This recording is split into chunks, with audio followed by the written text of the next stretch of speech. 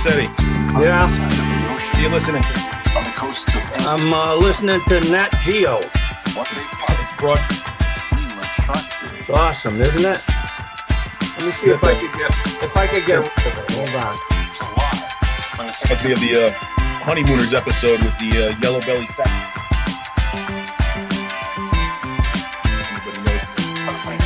That's pretty good. All right, let me see. And quiet. There it goes. We're back in business. Am I there? Am I here? You're here. Here I am. All quiet now. All quiet on the home front.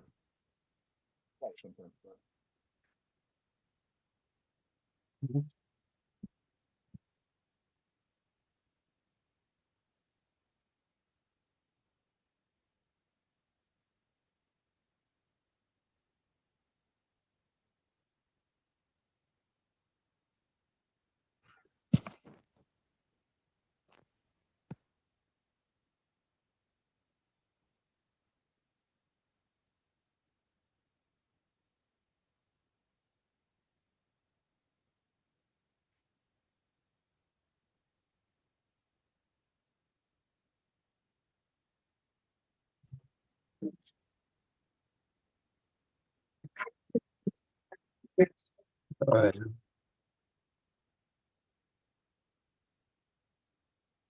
Too close?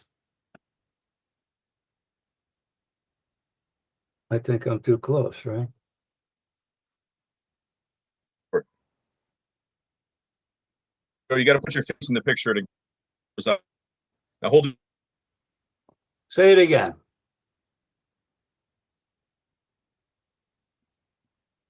Business education. Good job. My diploma. It finally came. Nice. I can't wait to get it framed. Excellent. Thank you. Congratulations. Thank you very much. It's a lot of hard work. What are you going to be when you grow up? What's that? What? What? It had to be something funny, Tony.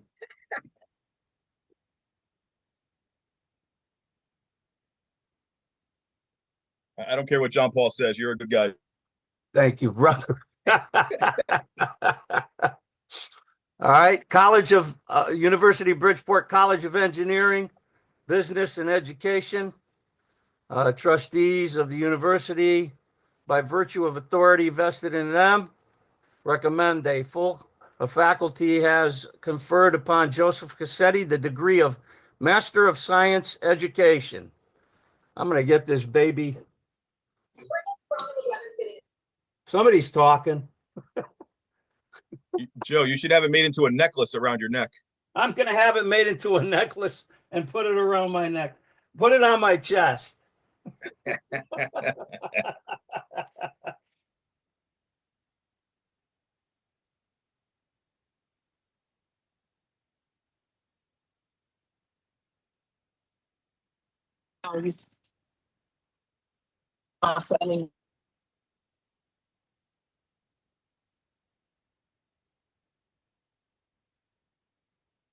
Tony, you're going to run the show tonight? I believe so. All right. Still got like 3 minutes. Okay. Let's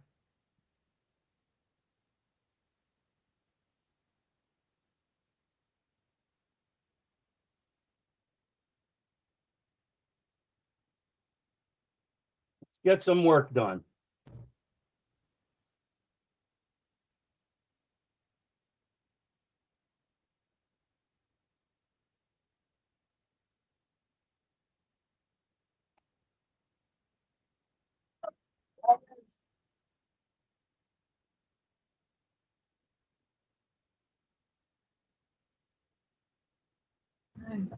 You've been accepted to Zoom call. Jackson, it's not for you. I don't know how these people. I don't know. Picture. I don't want.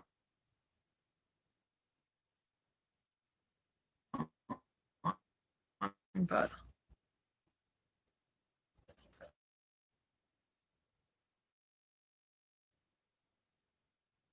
Oh, Cassie's on there.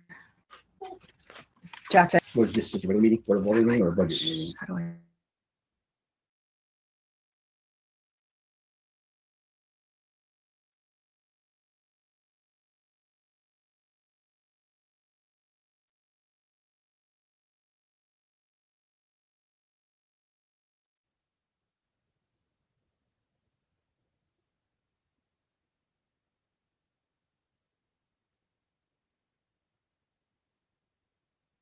Hello, Kurt.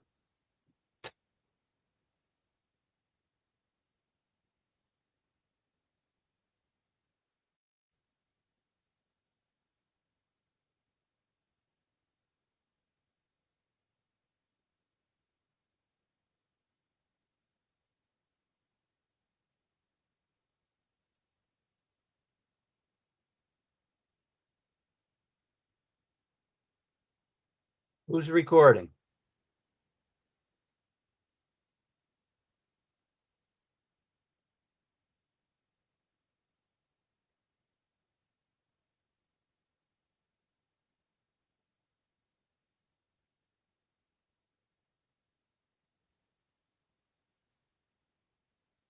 All right. It is 6 o'clock according to my laptop and the Verizon time. I am Tony Mamone. I will be filling in for Josh Short tonight, who is out of the country on a teaching This meeting is expedition. being recorded. John, if you could hit the record button. Thank you, sir. All right, everybody, welcome to the Ansonia Board of Aldermen public hearing. Today is May 19th, 2025, 6 p.m. This is a public hearing on the proposed city budget for the fiscal year 25-26. Copy of the expenses for both the city and the school side were published online.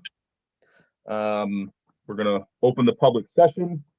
John, before I go over the rules, Mr. Marini, did you have any opening remarks or anything that you wanted to state, or are we good to go? Nope, I think just a reminder to both the board and the public. Obviously, the Board of Aldermen has two sets of recommendations in front of them tonight. One set of recommendations on the city side comes from the Finance Budget Office. The other set comes directly from the Ansonia Board of Education. So to be clear, your Board of Aldermen obviously did not come up with these recommendations and has not acted on them. Just to be clear and for the record, action, however, will be taken after the hearing. The meeting scheduled for after this hearing. And there will be the referendum vote on Friday, John, just to That's correct. announce that. That's correct. Okay. Thank you, Mr. Marini. All right, public session rules, just as Josh usually states, I'll just reiterate them. Please, state your name and address for the public record. Try to keep your comments to 3 minutes or under. It is not a Q&A. Questions are recorded and have been addressed by city staff in the past. So I would say don't let that prohibit your questions or comments.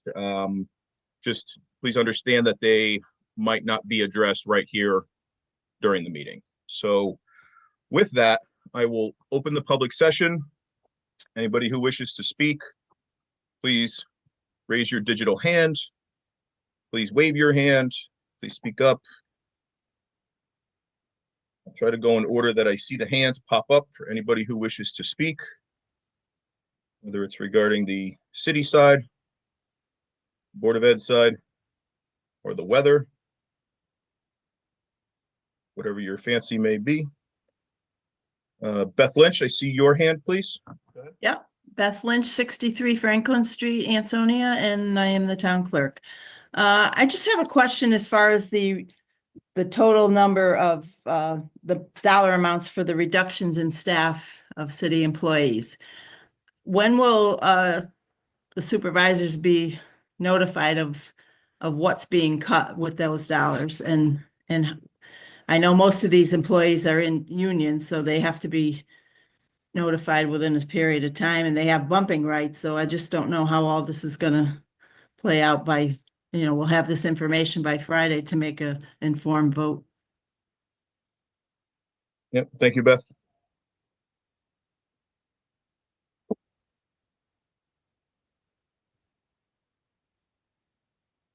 Okay. Is there anybody else from the public that would wish to speak? Please raise your digital hand.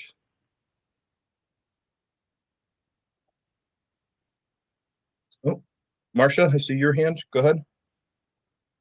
So I was just questioning that I believe it was like an 11 after the correction of an error found, I believe it was an 11% increase to the budget. Do you know if that's correct? Before I continue. But anyways, when I do the calculation, I come up with a 3.51% increase to the budget and a 1.75 increase to the grand list. So I'm just I have this big disconnect of where the other percentage is coming from. Like, where is that 11%? Because the budget total is only a 3.5% increase from the prior budget. And the grand list went up 1.75% from the prior grand list. So I'm just wondering, is there numbers we don't see in this budget that make up the difference to the 11%? So, Marcia, the full budget was published, so everything is out there. It's transparent. All the lines are out there. The Board of Ed published their budget too. What I can comment, I know the 11% was thrown around, but the figure that really triggers the referendum was 3% of net taxes collected. And the city was, the total budget was above that amount, which is what triggered the referendum. So anything above 3% requires the referendum. So, Mr. President, I do want to just weigh in. There was a sort of a confusion with the reporting online that was made clear. The initial mill rate increase was calculated to be a mill rate increase of 11%, but that number is not the same as net taxes to be collected or the actual percentage increase in the budget. So that 11% number was a bit confusing because it was actually just the difference in the mill rate going up from where it is now to the original projection of like 29 mills, right? It was 11% increase of that actual mill rate number. And that did lead to some confusion. That was not the actual net taxes to be collected number. Okay, so sorry, if I could just chime in real quick. So then the 3% referendum, the referendum over the 3% is actually the taxes to be collected versus the budget. Exactly. Net taxes to be collected is the number to look at so the triggering of the referendum. Okay, thank you.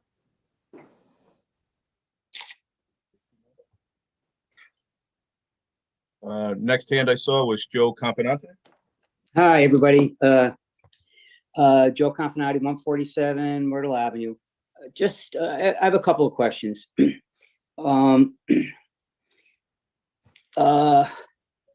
This budget, does this include the monies from the sale of the WPCA, like $11,319,107? I'm not sure I understand the question. Okay. The city budget has 8% of the 26 budget came from monies on the sale of WPCA. The 26 revision of this offset was $5,750,000. So that, I mean, we're totaling $11,319,000. So am I correct in saying the money that 8% of the 26 budget is coming out of the WPCA also? So I haven't confirmed the 8, but it's I don't believe it's 8%. It's not $11 million. Okay. All right. So without the sale of WPCA, where would we have been with this? We'd be in pretty deep trouble, I'm guessing. if we didn't have the money from the WPCA sale? Is that a question or a That's statement? a question. Oh, that's a question. Well, we can record the statement, the questions and follow up on those, but let our Q&A. Okay, now I know that the city side is reducing the budget by 471,000. Now the dump is going to be closed on a Saturday. That's one of the items that's identified. $34,300 is going to be for contributions to charitable organizations. Do we know how many Ansonia residents that will be impacting? I mean, that are part of that organizations? Nothing has been approved yet, just Joe. These are again Okay. proposals that are out there. The line by lines that make that up were published out on the city site. So Okay, all of those organizations would be listed out there. okay. All right, so what is the actual number of the budget today without anybody cutting or slashing or adding? What is it, like 68 million or 69 million? I don't have it in its current state, Joe. Okay, so we don't really know where we are right now then, in theory.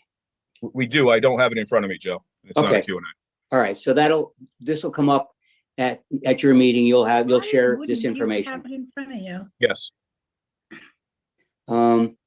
Again, one of my questions was the dump being closed on Saturday. I'm sure there is alternate ways of keeping that dump open on a Saturday, because I would guess, I don't have the actual statistics or, the minutes, but I'm guessing a lot of action is taken at the dump on a Saturday. And that's kind of a gotcha item that, we're going to close the dump. So that'll raise some hairs in the back of some people's neck. I mean, I'm retired. I can go anytime, but I'm sure there are a lot of people that use the dump on a Saturday that have no other time they can use it. They'll be talking about these items one at a time, I'm guessing, Tony, like you said earlier. That's correct. Okay, all right. That's all I have right now. Thank you. Thank you, Joe.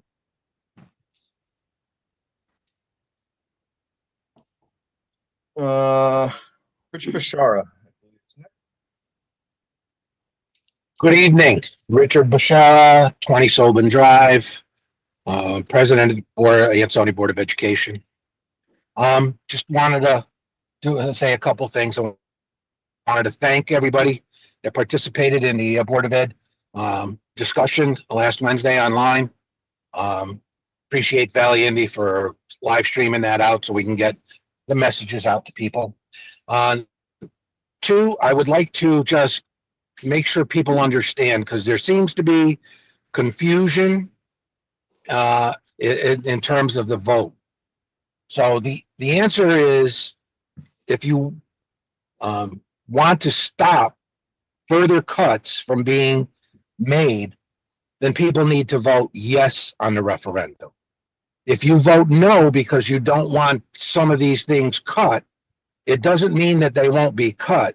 What it means is that there will be additional cuts on the next iteration of this process. So I've heard that there's some confusion out there. Some people seem to think that if we vote no, then the things that are being talked about for being cut won't be cut. That is not true. Also, on the Board of Ed side, there's hope out there that at some point, if this excess education spending bill by the state holds from the committee and we do get additional funding, then the hope would be that we would be able to restore some or all of the cuts that are being proposed currently. But unless we get that guarantee from the state, which won't be until sometime in June, we need to proceed further on where we are here. So those are the things I wanted to bring up, and I wanted to thank everybody for their time. Thanks, Rich. Excuse me. Allergies are absolutely killing me this time of year. Let's see. John, I think Joe's hand is still remaining. If you could lower that. Anybody else from the public wish to speak?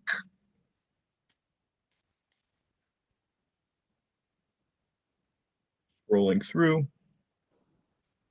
Thomas Egan. Thank you. You all have a difficult job to do tonight. I think I've said that the last 3 times I've been at this public hearing. I wish you all the best of luck with whatever decisions you make. It's difficult having to make cuts, especially when you have the kids and just the city on the line. So something I'm just looking at from a different perspective, for the $320,000 that you're cutting from the reduction in staff between the full-time and part-time, just got to make sure that we're in compliance with the Municipal Employee Relations Act.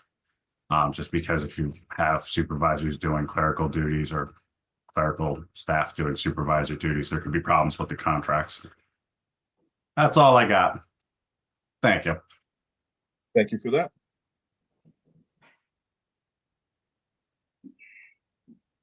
Okay. Anybody else from the public wish to speak?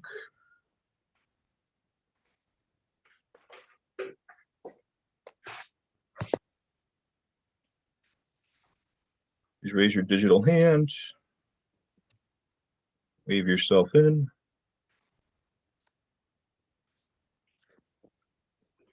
Rolling through pictures, to see if anybody's waving. Don't see anybody waving.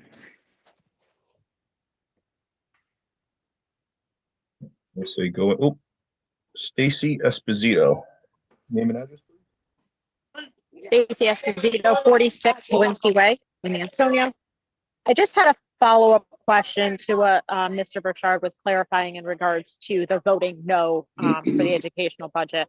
So my understanding on the vote is that there is an option to yes, accept the budget, and no, to not accept the budget. And then a follow-up question to that is, if no, then is the budget too low or too high? So as a parent with kids being severely impacted in this upcoming vote, I'm voting no, and I don't think the budget's high enough because I don't want these budget cuts for the Board of Ed for the impact to the children. So can we just clarify for everybody listening what that actual secondary follow-up question, is it too high, is it too low, what that impact looks like? That's, and John, I don't know if you want to just follow up on the answer, but it's kind of a secondary question to see, you know, based on the first, if you vote no or if you vote yes, what your secondary thought. Again, I would just say, you know, as Rich had suggested, you know, if you vote no, it indicates the budget will not pass based on where it is. Now, generally, when it votes, when folks are voting no, it's an indication the budget is too high, right?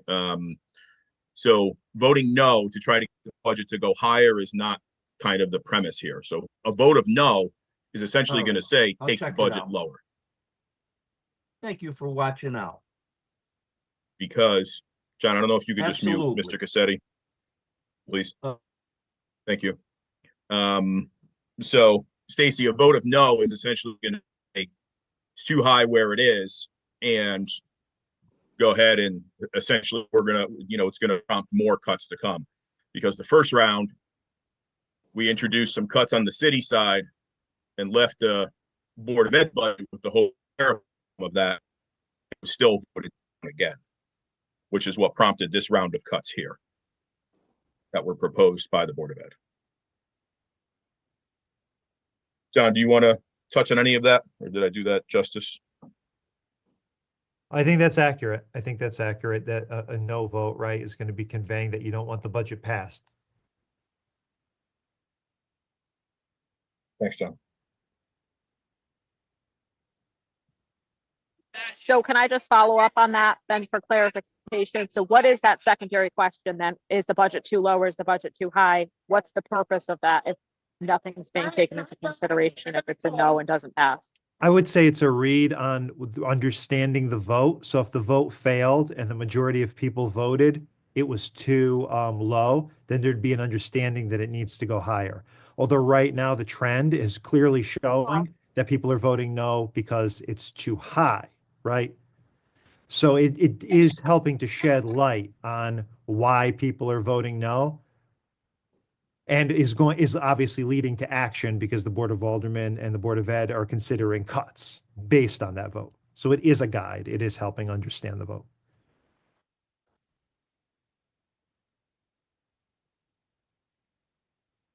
And Tony, can I just make a comment really quickly along the same lines? Sure. Just to that point, I think a no on the budget and a no or on the secondary question being that, you know, the budgets are too low would give us further indication. But as John just said, the last two rounds have indicated, you know, no to the budget and then that it was too high. So therefore, to make the necessary cut. Now that people see that the cuts, what they look like and things like that, certainly a no vote on a budget and you know, an indication that the budget is too low would give us a different direction, but that's not the trend, as John said. Thanks, Joe. Stacy, I hope that helps. I know it's not probably the answer you were hoping for, but. I mean, no, obviously not the answer I was hoping for, but so I guess then my follow-up to that is, as a child who's, you know, as a parent whose kids are being severely impacted by this next round of budget proposals, what can I do as a taxpayer to prevent the severe impacts of the children and their education in the city of Ansonia? I would say if you well, obviously support it in its current state to prevent further cuts, I would encourage many people to come out and vote as you can. And that goes for anybody, whether you support or, you know, believe it should, you know, be lower or whatever your feeling is. You know, everybody's got that right. Everybody should be encouraged to come out and vote on what they believe. Thank you. Thank you. All right. Next up, digital hand, John. Thank you, Tony. And my apologies for being late. If this has been asked and answered, I apologize. Do you guys have any insight as to the proposed town cuts, the layoffs, what departments those are going to be coming from? John, you missed that. We kind of covered that with Beth, but Sorry, no, sorry nothing. about that. I apologize okay. for being late. That's okay. That's okay. We basically just said nothing was, again, it's kind of proposed right now, so nothing just yet. Okay, thank you. Yep.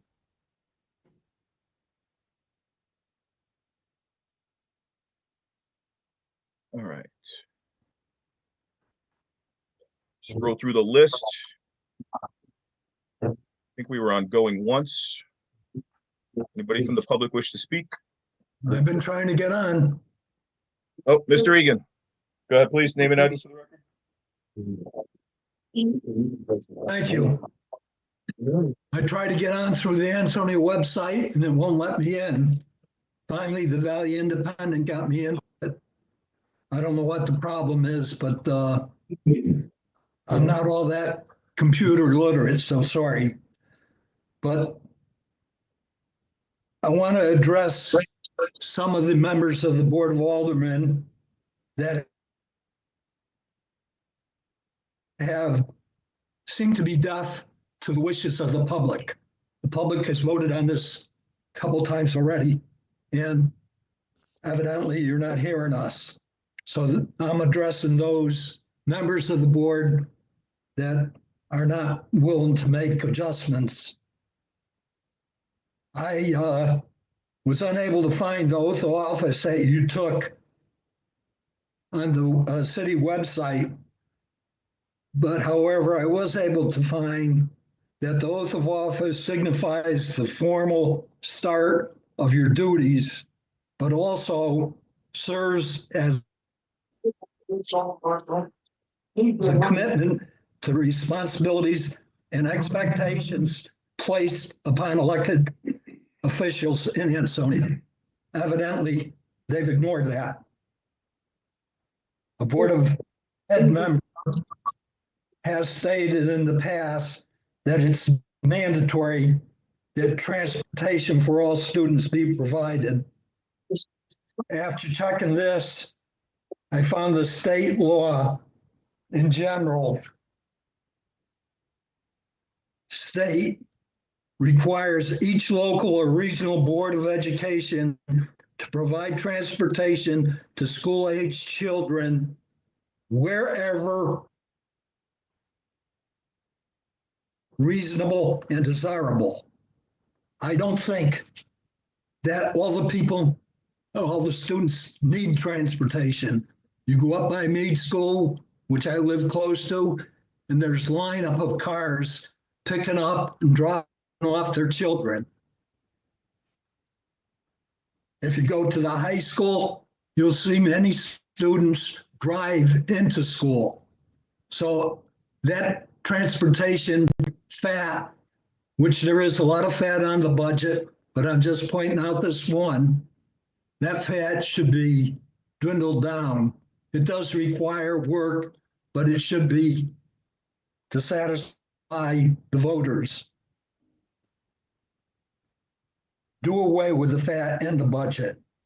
And you won't even have to have a referendum on Friday if you get it down without the fat in it. Hopefully, you will listen to the people as they vote. If it is,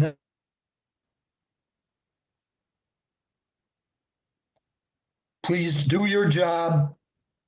Get the budget down to a reasonable increase, which I believe is under 3%. Thank you for letting me speak. Thank you, Mr. Egan.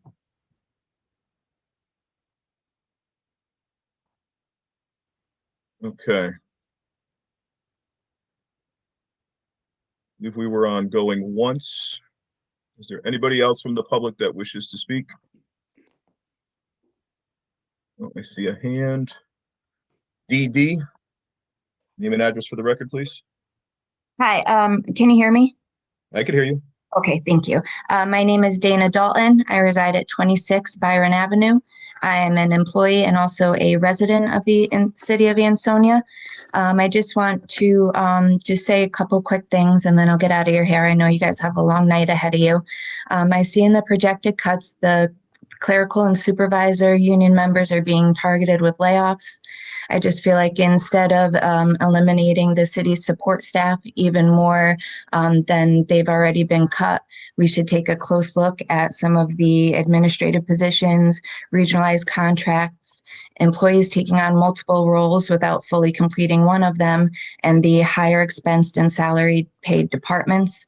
I do see firsthand that there is a lot of fat and there's a lot of things that can be cut out of the budget without it targeting the worker bees of the city. And just a couple areas of concern to just talk about is, we compensate somebody to run our budget, but it hasn't been completed and released on time for a few years now. We compensate a company to complete the city audit, which is currently 5 months late. I don't know if the city's not providing the information we should be, or if they're just not completing the jobs, but it just seems like we're compensating positions and people that aren't actually completing their duties. I know in the city hall, a lot of positions don't get filled and other people take them on, but if none of the jobs are getting actually completed, I think it would be investing in a full-time position for those certain positions and fields. But other than that, I just that was about it. Thank you for your time. Thank you. Thank you, Dana.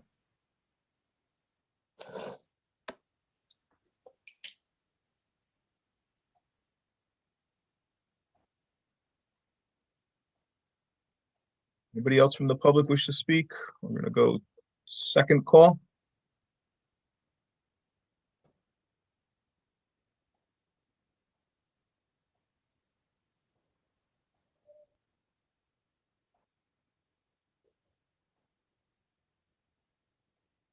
Hello.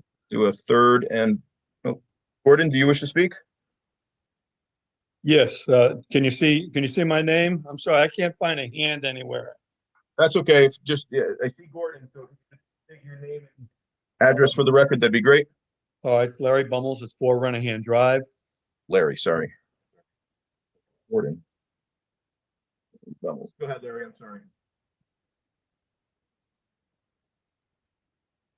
Okay, I really appreciate the last 2 speakers. I thought they were really great. And I have to also say it was very difficult to get on. I don't know how many people you have on right now, but if you try to click that that website, that link, nothing happens. I had to put this thing in manually. You have a question? Yeah, and I followed finally that link. got So to it. yeah, I So followed it's that very, link. very Larry. I'm not sure. difficult.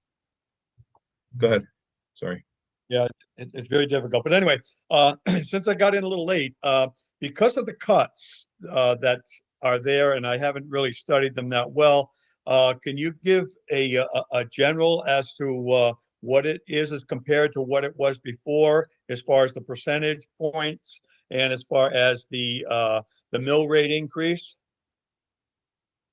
So Larry, we're not doing a Q&A now, but we're going to cover that at the 6:30 meeting. That's going to follow that when the board meets to review. Again, these cuts are only proposed from the finance side on the city and from the Board of Ed. So we're going to kind of go line by line. We'll talk, percentages, total budget, as we conclude in that the meeting that's following this. So if you want to stick around, we'll cover all that. All right, that's going to be Zoom, obviously. Right. It's right here. So you don't have to go anywhere. We're going to keep this line open. Sounds good. Okay, Tony, thanks so much. Thanks, Larry.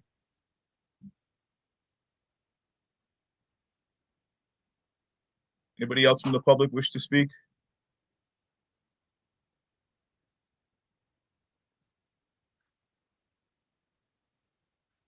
We're going to go third and final call. I'm going to look for anybody waving.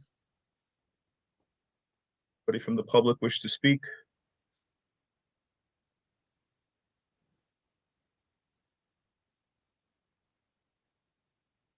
Last call. Anybody from the public wish to speak? Seeing that there's none, I will close the public session. I'm going to recommend a short 10-minute recess. Come back at 6:40, in which we will start the 6:30 Board of Aldermen meeting 10 minutes late. So thank you, everybody. The recording has stopped.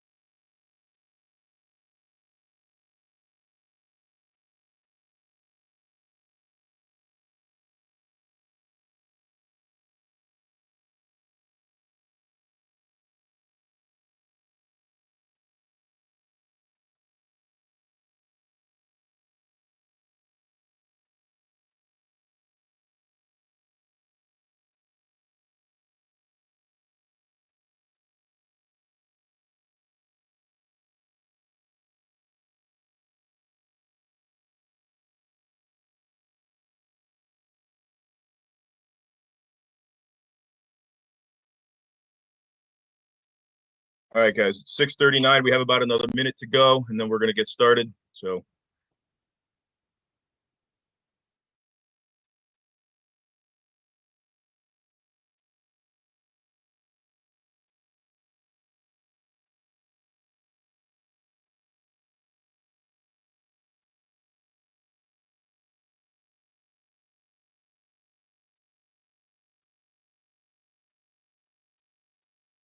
All right.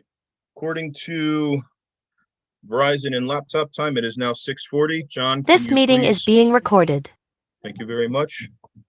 Everybody, good evening. Welcome to the Ansonia Board of Aldermen special meeting. Today is May 19th, 2025. This is the 6:30, well, now to be 6:40 p.m. meeting. We are starting a few minutes late because of the public session. We're going to start with the Pledge of Allegiance. I have selfishly asked my 12-year-old daughter, Giovanna, to lead us in the Pledge of Allegiance tonight. So everybody please rise for the pledge. To the flag of the United States of America. Stands one nation under God, indivisible, with liberty and justice for all. Thank you, G. All right. Since Trish is not here tonight, I'm going to ask Tony myself for a roll call. So give me a minute. Let me toggle over. Dan King. Here. Thank you, Dan. Gary Farrar. Here. Thank you. Adamowski. Carr. Here. Cassetti. Here. Janetti. Here. Bob Knott.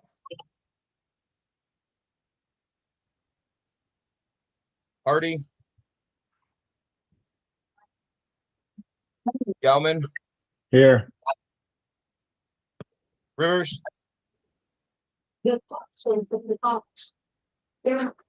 Rivers. Is Chicago here? Yeah. Oh, Yeah. sorry, Chicago. Yeah. Mamone is here. I'll present myself. Schwartz is not here. He is away. Excuse.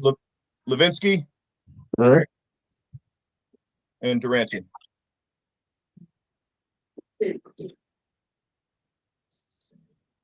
Nine present. For some quiet. All right. First order of business. I think the only order of business tonight is the proposed city budget, as well as the, which concludes or contains, of course, the city budget, as well as the Board of Education budget. I'm sure the board has seen the published list of recommended reductions. I assume everybody has had an opportunity to review the proposed or recommended cuts. Before we go into discussion, Josh wasn't here.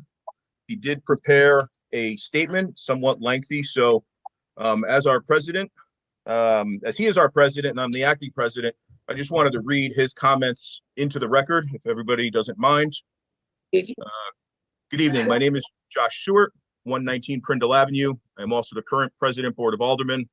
I'm currently teaching abroad in Ireland, and with the large time difference, will be long asleep when this meeting actually happens. I have faith in the rest of the board to make smart, fair decisions, and I wish everyone luck tonight in the upcoming week with the budget process. A few comments on proposed budget cuts, my opinion only, but did want to make sure that the Board of Aldermen colleagues knew where I stood. Everyone should feel free to do and vote as they please, as always. On the city municipal side, there are currently proposed cuts that bring the budget to below zero. I don't agree with this, and I would not support that with my vote. I understand that the voters have voted against prior budgets that included city increases of 1.8% and then 1.27%.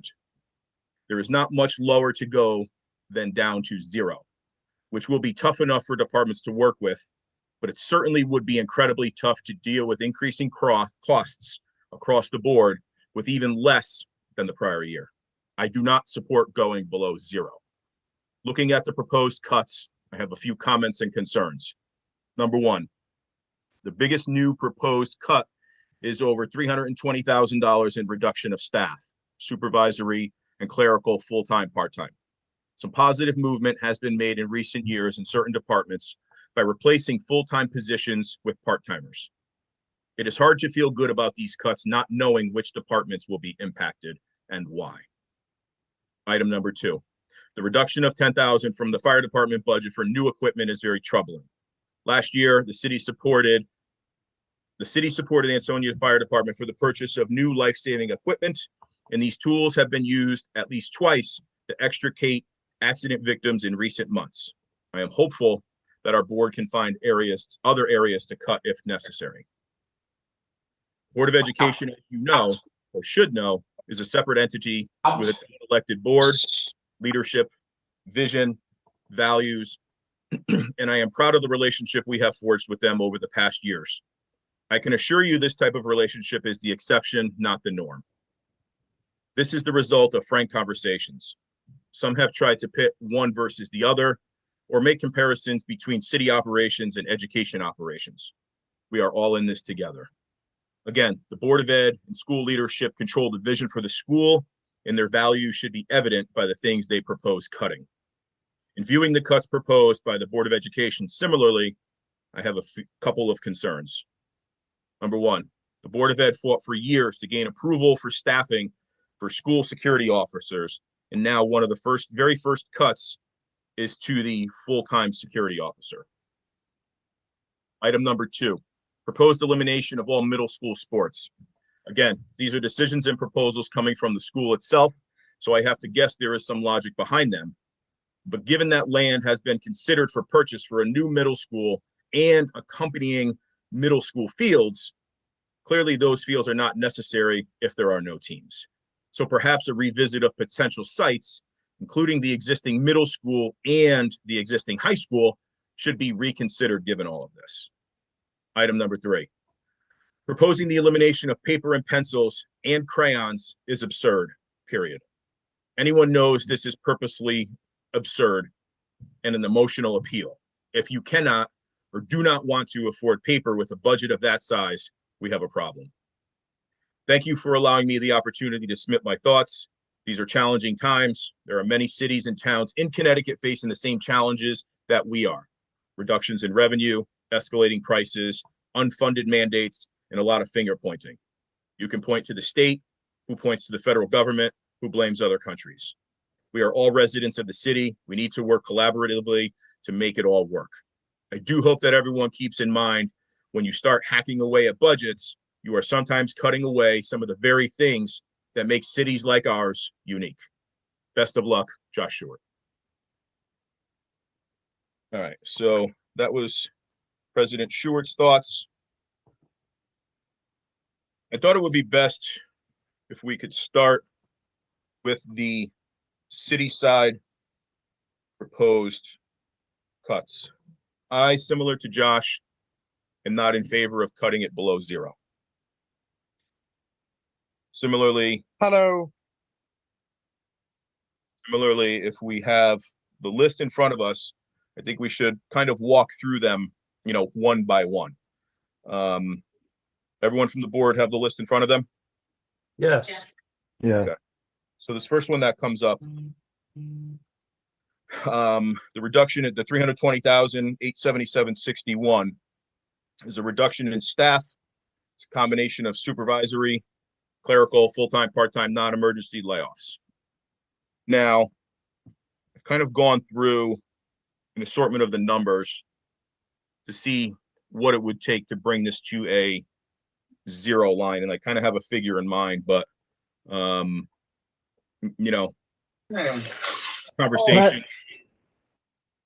a conversation with the mayor, and voluntarily he has agreed to give up his increase, for this budget.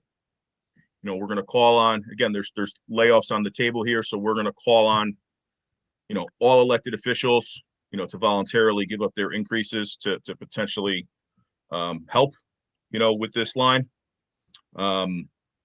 Secondly, I think someone had said in the public session, there would have to be conversations with the union.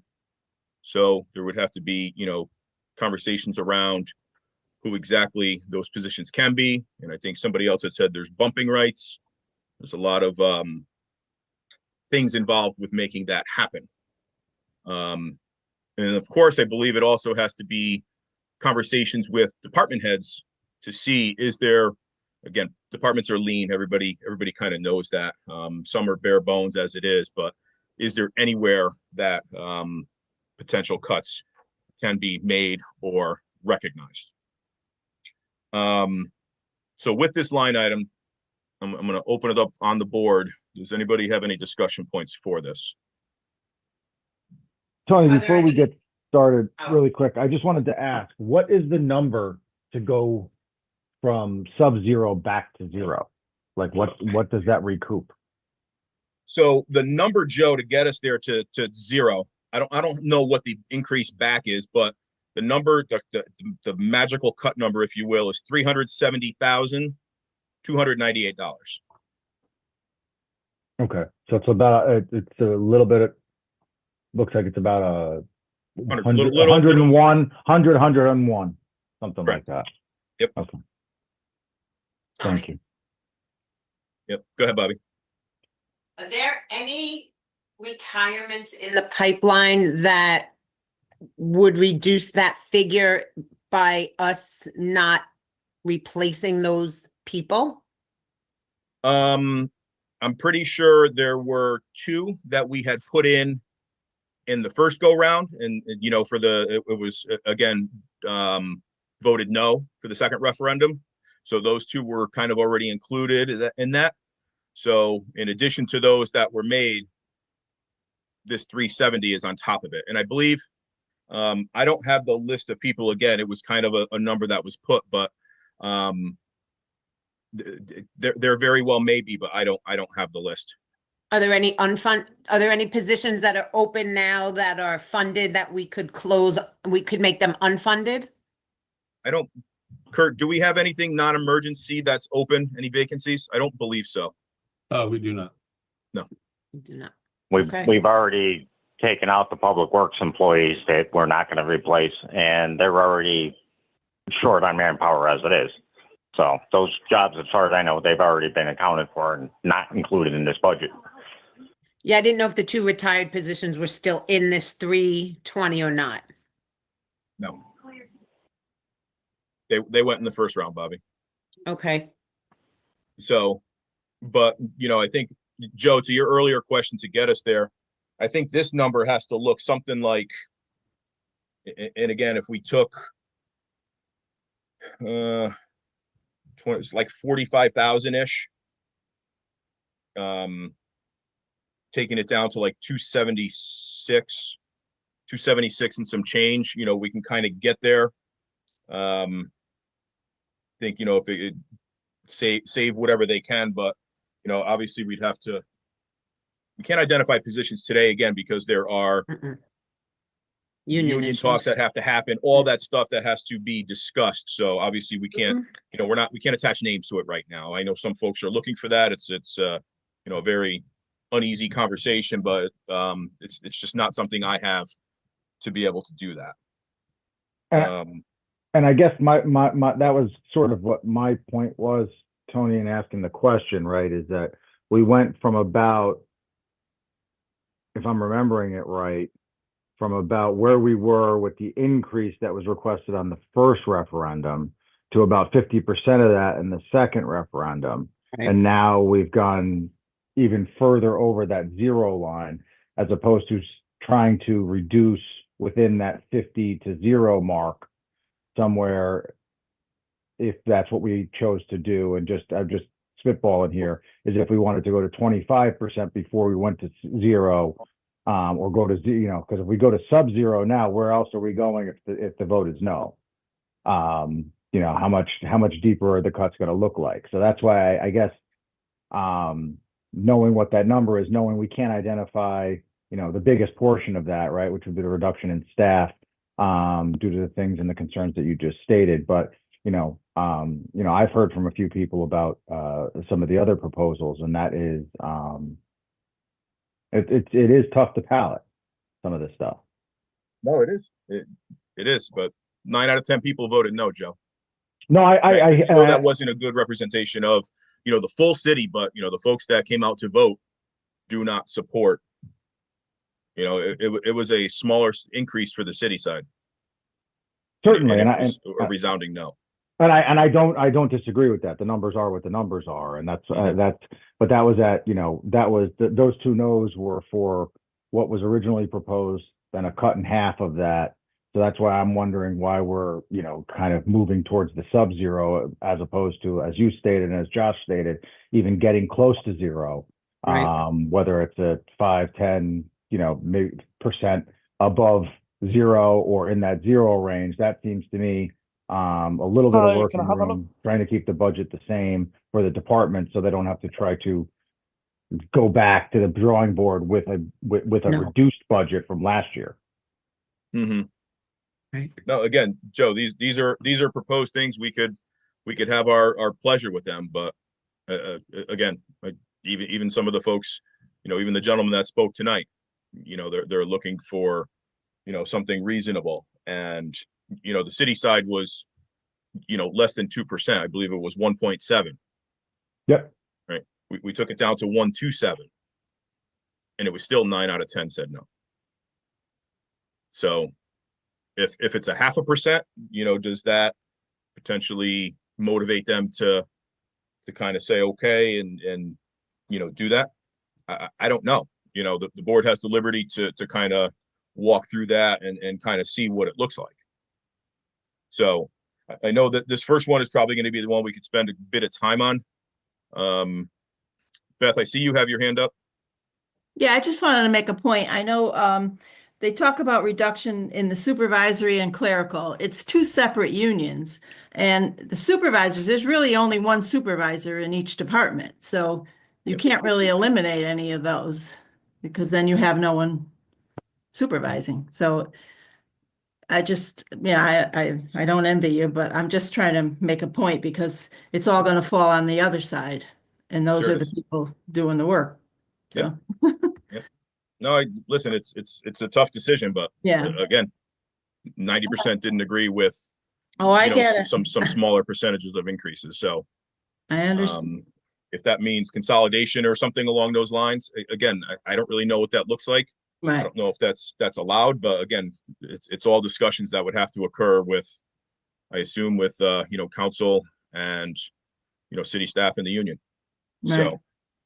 So let's park this one because I think again we could spend some time.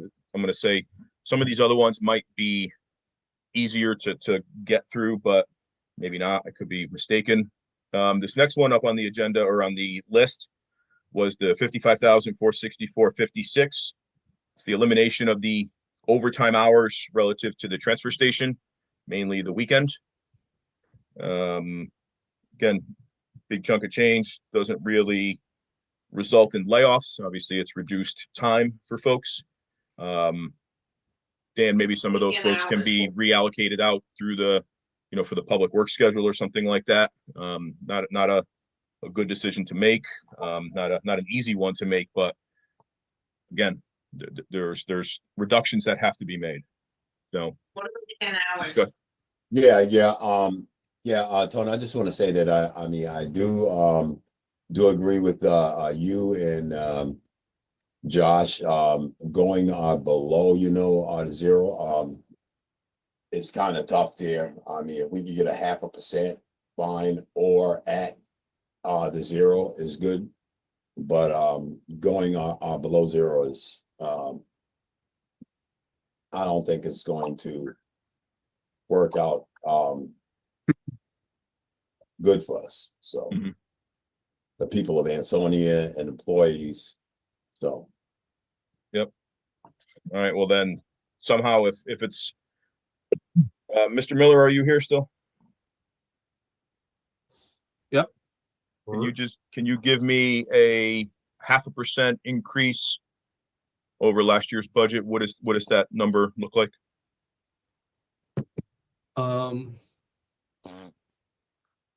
Bear with me a second.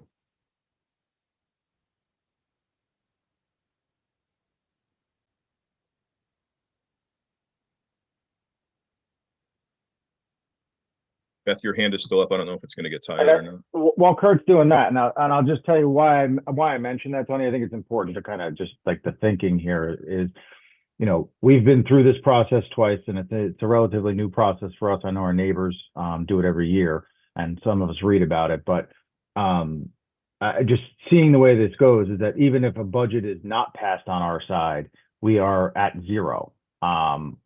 At the end without a budget passing, we revert to last year's budget. So from my perspective, we should take every opportunity to get out to the voters a reduced budget going down through each of these referendums until such a point where you know, we get sort of in that zone where we're getting a little bit of a 9, not a 9 out of 10. No, you know, if we're getting something closer, we know we're getting closer and closer, as one of the people said during the public hearing, just trying to get to that sweet spot. But at the end of this process, if we can't get a budget passed, and John can correct me if I'm wrong, it's my understanding is that the budget just reverts to last year if we can't get one through referendum passed. So we should take every opportunity between now and then. And while this is helpful, seeing where some of these cuts will go, obviously these decisions, we're not going to know what a budget is until the referendum happens. So Right.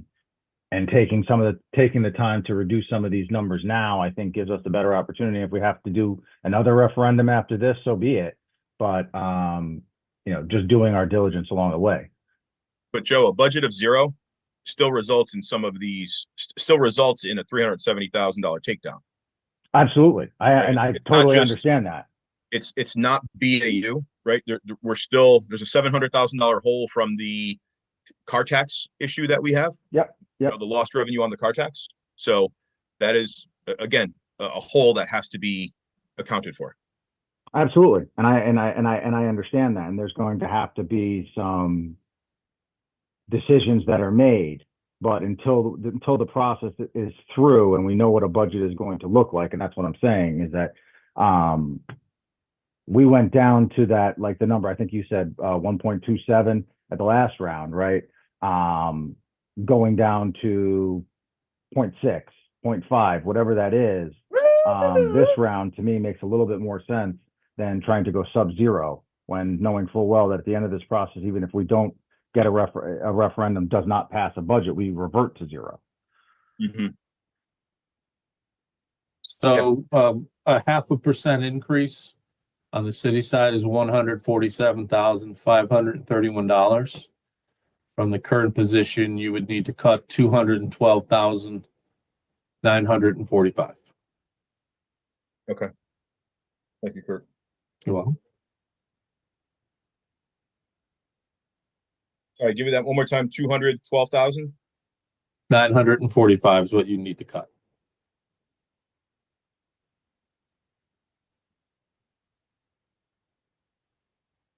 Okay, thank you. You're welcome. So Joe or Chicago, if it's I see a hand up. I just want to send a reminder that, you know, there is no public session. This is a, you know, closed to the board for discussion meeting. So we will not be taking public comments now. Joe in Chicago. So back to it, it ends up being like either a $212,000 cut, as Kurt had said, and work that through the numbers here. And again, or essentially you cut it to zero now, and it's kind of you know, kind of a done deal, but obviously the board's pleasure. Right, and I guess that's sort of my question for which way the board wants to do that, right? Is that because we're either making these decisions now prior to even knowing what a budget is, or trying to vote on the percentage, right, and coming back after the fact and then adjusting to what the voters actually vote on. If we go out with a 0.5% increase, and it's that $100,000 number that Kurt just stated, and we still have to make $212,000 in cuts somewhere along the line, that may amount to, yeah, okay, maybe there's a much smaller reduction in staff. Maybe we're able to go line by line here and take a little bit to have the least impact on, staff reductions and do what we can to shave a little bit here and shave a little bit there, and maybe we find something else. So I guess that's kind of my point, is that while I appreciate this because it puts into perspective the real impact of what the budget is and says and does, which we all know every year, but at the end of the day, is that it kind of doing it in reverse from the way I'm looking at it, is that I think we need to get the numbers first to know what we have to have, knowing full well that if we went sub-zero, this is what we would see. Mhm. But the impact on the other side is that even if we just let this process run itself out, we're going to get back to zero without a yes vote. So Yep, I get it. that's kind of where I stand. I get it. So I guess let's talk what compiles the 212 then. First of all, let me from the board perspective, others, how do people feel? Are folks leaning towards the zero, or are they leaning towards the 0.5% kind of method that Joe was suggesting? I like the zero. I like the 0.5%. Okay. I'd go with 0.5%, so. I'll go with 0.5% also. King, you were saying?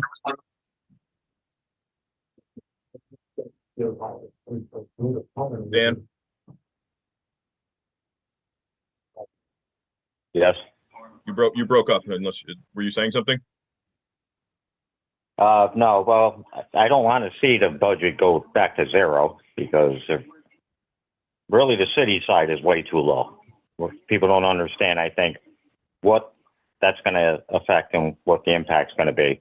But I'm sure once it goes into effect, no one is going to like it, and it's going to be too late to do anything about it. So, but it looks like nobody would be happy unless we come back with a zero anyways. So we're in a tough spot. So do you support, Dan, are you leaning towards the 0.5 or are you leaning towards the zero? I mean, the 0.5, it still doesn't cut it for that, but it would have at least lessen the impact a little bit. Maybe there's a couple of positions where we won't have to eliminate. Maybe there's some services that won't disappear. But again, that's going to be up to the individual departments and that to make those cuts decisions. Mm-hmm. Yeah, because if anything, 0.5 is bare minimum. It's really not even enough. Yeah, the year over year on the 0.5%, just to reiterate again, Kurt had said, is an increase of $147,531. So I guess looking at the list of proposed cuts, is there anything that we would include in that to get us to that 0.5%? It sounds like there was a lot of votes for the 0.5% mark. And Tony, just to that point, is that I think it's going to be, from my perspective, is I think you're going to have to look at if a 0.5% increase is what is voted on and in fact is what passes. At that point in time, we'll have a better idea of what the numbers look like, and then we can identify sort of. I think your number was in the 370 range, so you put 147 plus 370, or take 147 away from 370, and you're left in that 220 to 230 range, right? Mm-hmm. And going line by line here, and maybe going through the budget in a meeting after the fact is kind of my point, and saying, hey, yeah, okay, we recognize there's going to probably have to be a reduction in staff at that point in time, but being able to, going through with Kurt and trying to identify each of these items and say, hey, can we cut them at 70% and save as many positions as we could?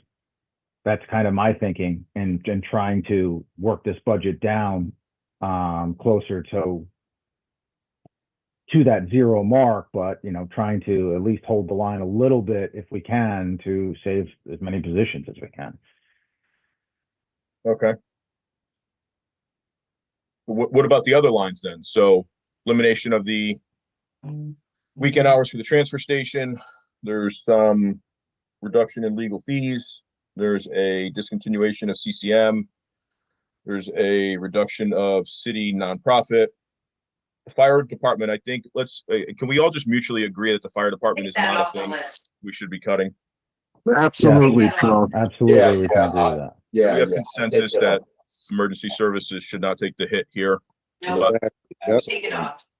I mean, But- again, quite frankly, and I don't want to speak for anybody else. It's hard to palate any one of the things on this list. Sure. From that perspective, so that's why I say, other than certain membership dues and stuff like that, which is that one number there for CCM. Everything else you can kind of find ways to reduce the percentage of it. Instead of giving 100%, give it 70%. Reduce the number of hours of overtime at the transfer station as opposed to eliminating it. Reduce the budget for legal fees or legal fee and claims by a percentage. Reduce the amount of support for nonprofits and charitable organizations for the year, not eliminating it. Things like that. I think you can do that, but I think you need to know what the number is. That's why I think this is helpful guidance right now as to know the hard decisions that we're going to have to make. But I think making those decisions before we actually have a number per se is kind of very hard to do and hypothetical. 212,000 is the number, Joe. I understand that, but that doesn't necessarily mean it needs to apply to all of these lines exclusively, as opposed to taking a percent each line. If we can get a different number, is my point. Yeah, I think we need to identify that though before it goes out to the referendum. I think folks need to know what they're voting on, because again, you could say, hey, it's a $212,000 cut, and it ends up being just a reduction in trash, let's just say. And nobody's really going to care. But if it's an assortment of other lines, I think folks need to know what, similar to the Board of Ed, folks needed to know what the cuts were going to entail. Well, I don't disagree with you. And I think we've identified what those things are, but to detail what the cuts are going to be to each line is my point. I think this is a very helpful guidance for the voters as to the types of things that are going to be cut and the things that will be cut. But in terms of, arriving at, in terms of reduction in staff, saying it's going to be $180,000, I don't think we can possibly know that at this point in time. So who gives that guidance though? I don't think we could just turn that back to the city to say, the increase is 147,000. You guys got to cut 212,000. Do it. I think that's why we're here. Well, I agree with you. I'm just saying is that doing it before this goes back out is my point, as opposed to doing it after the fact. Because once we get a solid number, we have to make those decisions. Making those decisions now, hypothetically, as if what we're going to get, I think you can say it's going to be these items.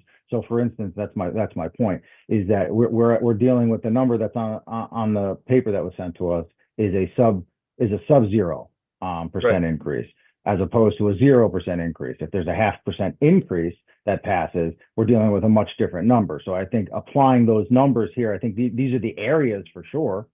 But in terms of identifying the exact number, I think that's difficult for us to do. That was my point. Right, but even looking at fractions of numbers here, I'm not being a smart aleck either, Joe, but you can't throw half of a parade kind of thing, right? Some of the sure. Charitable stuff, obviously you can do, the potentially the CCM thing, some reduction in legal, if you said, hey, you're going to close the transfer station an hour early on the weekends. Again, I don't even know, if that's even possible to save, 20% of that or something like that. I mean, I'm not Mr. sure that President, gets you could do every other weekend, right? That's fair point. True. Or you do reduced hours there. And that's those are the types of things that I'm talking about, as opposed to trying to identify exactly. I mean, it could be that if it was a 0.5% increase, for example, and we had to identify $240,000 in cuts in the budget, it could very well be that it ends up being 140,000 in reduction in staff. Or it could end up being that we decide as a board to not eliminate or put less on staff and more of the other things, or more of the other things and less on staff. it's really that's sort of my point. I think these are the areas, I think that gives enough guidance to our voters to be able to decide what's going on. That's just that's just the point. And I didn't take it that way, Tone. I know we're just having a discussion here. As opposed to, and I know you're a numbers guy, so that's why you want to see it up front first. I'm more of a, see the areas, and then once we know exactly what we're doing, then we can apply it, kind of. So. Dan, I'll get to you in 1 second. Hold on, I just want to finish this thought because it'll leave quickly if I don't spit it out. But so Joe, I guess, and again, just to kind of summarize, are you suggesting, again, we say, hey, it's going to be 0.5%. We publish that number out. If it passes, we reconvene and talk about what the actual lines are that are impacted? Yes. If it passes, we'd come back and talk about the actual lines that are impacted and make those hard decisions. Yeah. But because this is my thinking on it, is that if we put a 0.5% increase out, and it comes back, no, again, 8 out of 10 this time, or 7 out of 10, whatever it is, we know we have to make further cuts at that point in time. And then are we going to go to 0.25, or are we going to go to just 0 and put that out? And if the voters reject the 0 at that point in time, where else are we going to go? Are we going sub-0 at that point in time? Or are we just letting it stay at 0 without passing a budget? I think I look at it from the perspective of it appears quite clearly to me that our voters do not want a tax increase, right? Or at least a large one. So as we continue to reduce what the increase would be, we'll get a better idea. If it comes back 0.5, from my perspective, at this point, a 0.5% increase, they don't want it. It comes back 9 out of 10. I think we have to go to 0 the next time out. Yeah. But at this point in time, I'm not convinced that we necessarily have to go to 0 or sub-0 at this point in time, just going from 1.27. That's my point. That's fair. Dan, go ahead. Yeah, somebody was questioning, what cuts would be made and, what the guidance would be on that. Unfortunately, a lot of things are already predetermined. If we were to touch any staffing, due to our contracts and the way things are set up, the first ones to go have to be all the part-time staff. So you can't just eliminate a job that you say doesn't be needed, because before you can do that, that would mean all the part-time staff at the library, building department, nature center, senior center, anywhere where we might use a part-time employee, they would all go first. And a lot of times, to be honest, we started with the part-time employees to prevent us from paying the larger salary and paying overtime and paying 40, hour plus employees. We have two people doing 20 hours is cheaper than one person doing 40. Okay. Sure. So what's going to happen is these people are going to be cut, whether we say it or not, because that's just the way it's going to happen. So. Yeah. And then I think, as Beth had said, there's bumping rights and there's an assortment of language on how all that works. And, with bumping rights, we could end up with, you eliminate a position. That person knocks somebody down that's in a lower position. Now what happens is their pay does not go to the lower position. They keep their higher pay and they're doing a lower, less responsible job. So it doesn't really work for anybody. You're not going to change the big salaries or anything like that, which people are under the impression that we can just get rid of administrators or just change somebody's pay. You can't do that. I don't know anybody that works somewhere where they're willing to go, okay, yeah, I'm going to make less this year. It's unreasonable. Mm-hmm. Yeah. Okay. That's fair points. Mr. Marini, just a quick question, or Kurt, I don't know if you know, but is there language, John, in that charter revision that occurred for this vote? Do we have to specify the lines, or can we do it in a fashion like Joe was suggesting, where we can suggest, again, the percentage, the increase or decrease in this case, if you will, and then come back and identify the lines after the vote? Well, especially when it comes to any reductions being made in salary, right, and wages, I would, as counsel, try to recommend that be done at this point as a lump sum for the vote on Friday, because I do believe, I agree with all the speakers thus far, that layoffs should, number one, be last resort, and number two, should be very carefully considered. And what I would like to suggest, first off, is that if this board does vote on a number for salary reductions, that number one, staff, legal included, be in a position to try to negotiate with the unions to achieve concessions before any layoffs are actually implemented. And number two, if the concessions can't reach the number, to be able to review with the department heads and come up with recommendations for layoffs based on a collaborative effort.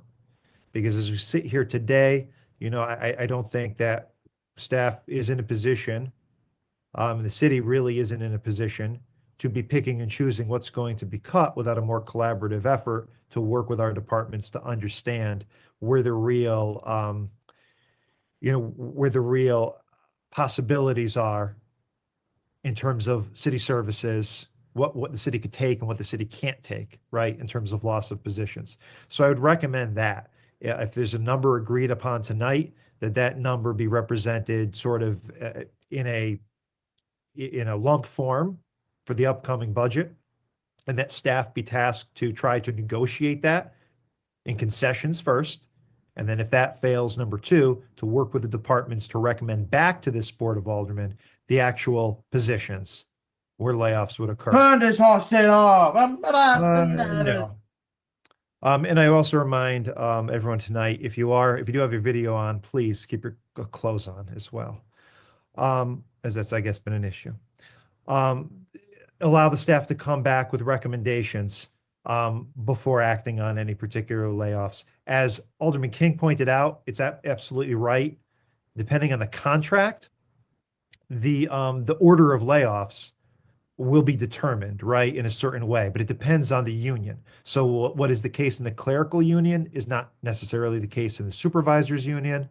What's in the supervisors union is not necessarily the case in another union, right, in any other union. Each one has their own process for layoffs independent of themselves. And yes, within the process, some are by seniority, some are by department, but certainly some require that non-union or part-timers go first. Some there's a system for bumping rights, so it isn't something that can be approached in a knee-jerk reaction, and nor should it be. We're talking about positions and individuals. We would want a time to be able to work with the departments to figure out a way, number one, to avoid it through concessions, and number two, to make sure it's something that the city could tolerate. But we're looking at, of course, the bottom line, the residents, to make sure the city is able to continue to provide adequate services. John, Yes. just a quick question. Maybe it's a stupid question, but to save jobs, me personally, I think if we ever had a layoff, eventually we're gonna have to hire people back. So is there like a way they could do like a furlough system, like somebody? Exactly what I said. Yep. I would To definitely, save other people's jobs, I mean, yes, I would advocate exploring the potential for furlough days as part of any concession package. Exactly. But certainly better than a position elimination. If you're giving a specific number, right, then we have a specific number of savings that we need to target, right? So it allows us to be very clear where we need what our goal is going to be, and if we can get to that goal without layoffs, that's the ideal situation. At least if we can get partially there, right, it helps the situation. So absolutely. All right, so I guess we're back to, we're at that 0.5% mark. It sounds like, John, you're recommending of that 212,945, we should attach something to that to what would be position related, whether that comes in the form of increases, layoffs, concessions, whatever it may be. That's something I think we should identify minimally to put that number out. Can I just ask John, Tony, before, and this is kind of why asking the question is that we know the number, right? To achieve that number, if we start putting it on a line item, right? Shut up, prior Marvin. prior to the end of the budget process per se, as opposed to what we're getting out to referendum, which is this is the number we're trying to reach, whether it's a 0.5% mill increase for purposes of receiving some additional funds in and then making the cut a little bit less. Until city staff knows what they're dealing with and knows what the numbers are, being able to identify those line items makes it much more difficult and I guess I'm just, that same question that Tony asked is that should we be identifying 80% here or 60% here for staff and then 40% for the remainder, or can we leave it just as that number, knowing full well that we're going to have to come back and address this once staff has an opportunity to identify it, once a referendum has been passed, if it passes?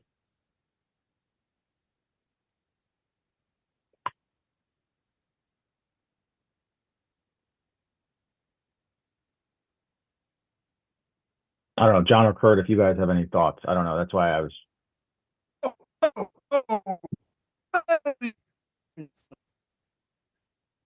Yeah, I guess. Joe, to answer the question, if you did it that way, I think what we'd have to do is determine a specific line item to make the cut from. And then with the first meeting in July, I think Bo would have to go back in and make the actual transfers. So that way there's an exact record of the money moving and what's in each account. Okay. I would think, but I mean, I would want to confirm that with the auditor to make sure that he had no issue with that, or if nothing else, knew in advance that was going to be the case. Well, because I was under the impression, and may be mistaken at this point in time, that what is going out to referendum, right, is to know what the mill rate increase is going to be.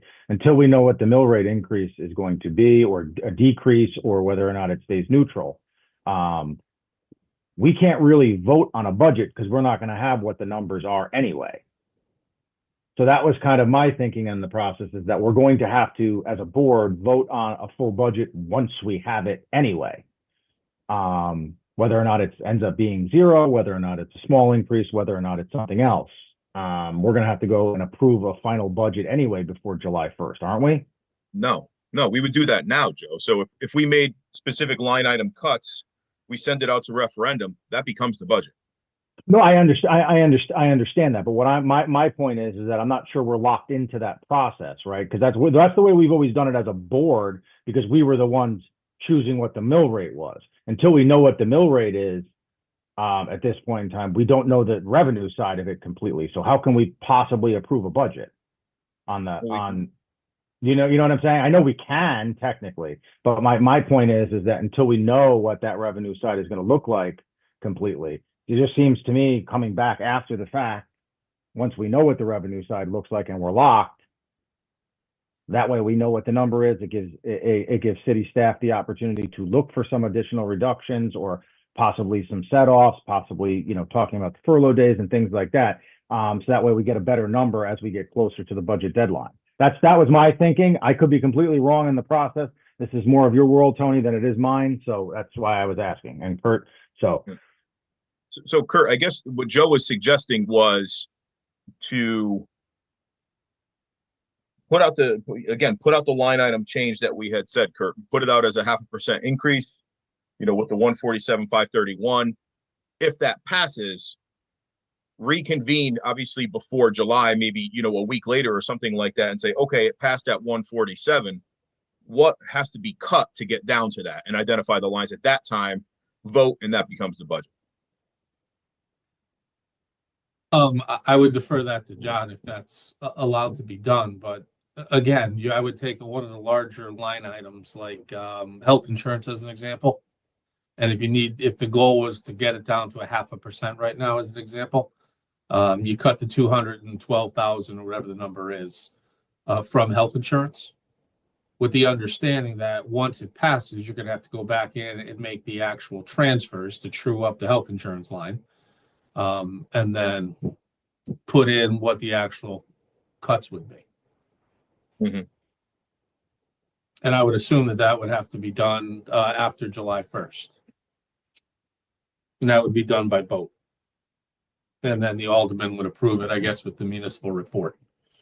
at their next meeting. Mhm.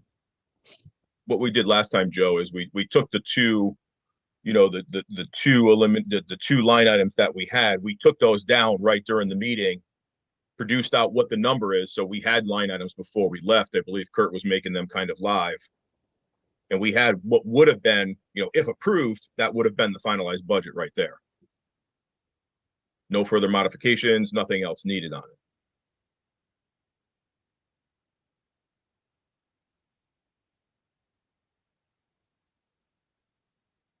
Did we lose Joe? Joe's still here. Yeah, Joe's still here. Does anybody else have any thoughts on this? I think we should take the lines down now, put the finalized, you know, what we think would be the budget. And again, hypothetically, if it's a $212,000 cut, we assign X to, you know, positions or, you know, the salary line, and then the remaining portion, you know, we define it out to the other lines, and then go with it from there. I'm going to remind folks on the line that this is a closed meeting. There is no public discussion, only for members of the board to speak.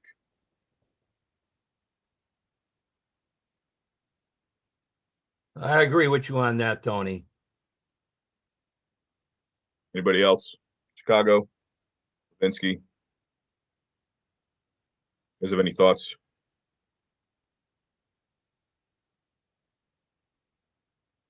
I think that's the only way we're going to start to move forward on this, was what you're suggesting. Yeah, I think we need something on it. But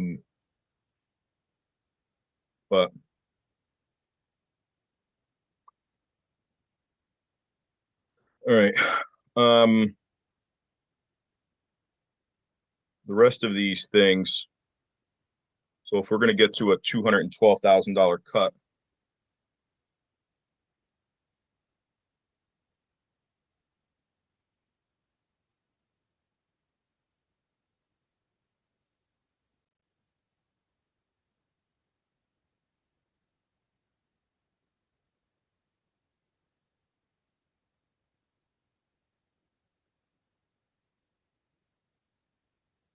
Thank you for unmuting me. I was trying to answer you, Tony, but I was inadvertently muted there. But yeah, I mean, I get what Joe's saying, and the thing is, as he said, you know, this is more your cup of tea. Yep. So with that, here, let me propose this to you guys then. So looking at these lines. Sorry, Tony, I couldn't respond earlier. I was muted as well. Yeah. But go I know ahead. some folks were trying to, I guess, crash out the meeting, but sorry, Joe. No worries. And again, I guess just to get the lines in here to move us forward, you know, I'd like to propose to get us to that 0.5%, Joe, to see if we can get there with that. I'd like to propose to you guys to see 30%. We said 170,000 for the position lines. The transfer station, John, you said we could do an alternating weekend. That would be possible. That would be half of the savings, I would imagine. Kurt, does that make sense?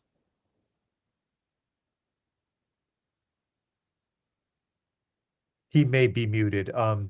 Jared Heon Yeah, I mean, is taking on the host. If you could look for Kurt.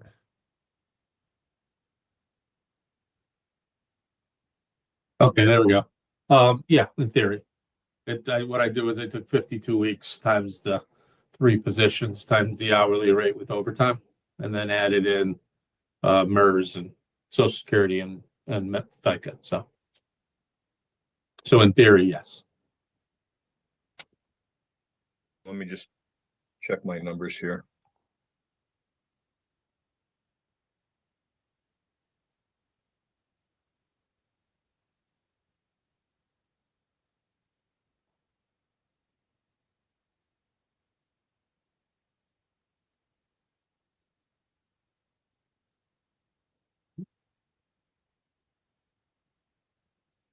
All right, so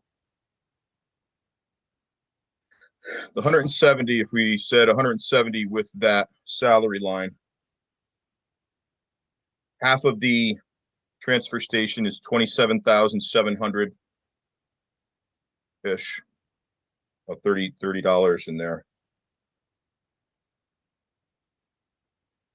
There's a MERS line too that we had, Kurt, for a reduction, 12,940. Yep. That gets us to 210,640. And if we did 3,000 from the legal line, that gets us to 213,640. You lost me. So 170,000 from the position line. 170,000 from which positions?